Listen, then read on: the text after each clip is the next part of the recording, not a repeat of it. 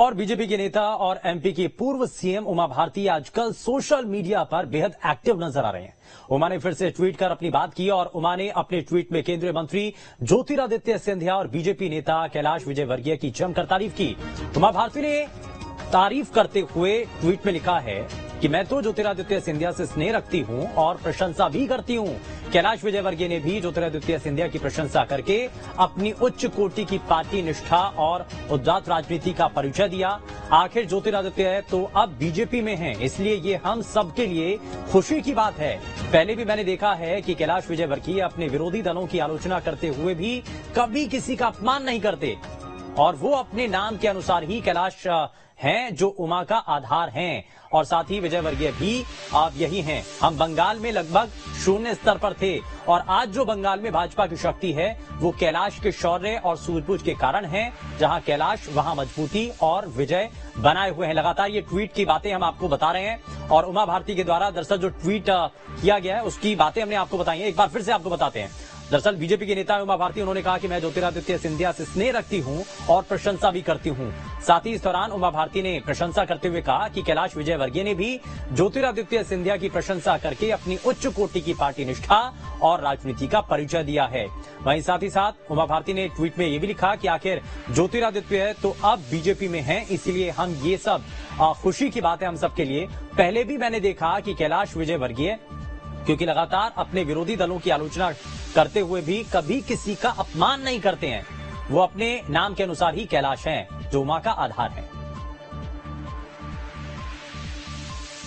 वहीं साथ ही साथ बीजेपी के नेता उमा भारती ने लिखा कि आज जो बंगाल में भाजपा की शक्ति है वो कैलाश के शौर्य और सूझबूझ के कारण है। जहां कैलाश वहां मजबूती है, वहां विजय है। और ज्यादा जानकारी के साथ हमारे संवाददाता नितेंद्र जुड़ चुके हैं। नितेंद्र, बकायदा ये ट्वीट और ट्वीट के जरिए जिस तरीके से उमा भारती ने ट्वीट के जरिए अपने पार्टी के दोनों नेताओं की तारीफ करते हुए नजर आई है, इसके संकेत क्या हैं? देखिए, साफ तौर पर दिखाई दे रहा है कि उमा जी ने जो है वो इस ट्वीट में ज्योतिरादित्य सिंधिया की भी तारीफ करी और कैलाश विजयवर्गीय की भी तारीफ करी है। कल भी उन्होंने कुछ ट्वीट करे थे जिसमें उन्होंने अपने परिवार को लेकर बात कही थी। आज भी उन ट्वीट की उन्होंने सफाई दी कि मेरे ट्वीट का गलत मतलब निकाला गया। तो उमा जी राजनीति में मध्य प्रदेश में कहीं ना कहीं बनी रहना चाहती हैं और इसीलिए इससे पहले उन्होंने मुख्यमंत्री शिवराज सिंह चौहान की भी बहुत तारीफ की थी कि मुख्यमंत्री मेरे कहने पे जो है वो नशाबंदी का कार्यक्रम कर रहे हैं। अब वो ज्योतिरादित्य सिंधिया की भी तारीफ कर रही हैं, वो कैलाश विजयवर्गीय की भी तारीफ कर रही हैं। तो साफ तौर पर दिखाई दे रहा है कि मध्य प्रदेश के जो भी प्रमुख भाजपा नेता हैं, उमा जी कहीं ना कहीं उन सारे नेताओं की प्रशंसा करके राजनीति में मध्य प्रदेश की भाजपा की बनी रहना चाहती हैं। क्योंकि इस समय जो पूरे देखा जाए तो उमा जी ने मध्य प्रदेश से चुनाव लड़ा, उमा जी ने उत्तर प्रदेश से भी चुनाव लड़ा और अब राजनीति में उमा जी अगले स्थान क्या होगा इसको लेकर बड़ा संशय और असमंजस छाया हुआ है। तो वो मध्य प्रदेश में नेताओं के साथ अपनी लेकिन आज जो कोऑर्डिनेशन बनाने की उमा भारती कोशिश कर रही हैं, ये 2023 के बाद की स्थितियों को पहले भांपते हुए लिए जा रहे वो कदम है जिससे सर्वमान्य नेता वो बन सकें। देखिए, ऐसा साफ तौर पर ये नहीं कहा जा सकता कि उमा जी सर्वमान्य नेता बनना चाहती, क्योंकि ये जो सारे नेता हैं जैसे कैलाश विजयवर्गीय उनके अंडर में मंत्री रह चुके हैं। मुख्यमंत्री शिवराज सिंह चौहान जो है वो भी उनके साथ काम करा है महासचिव जब ये थे।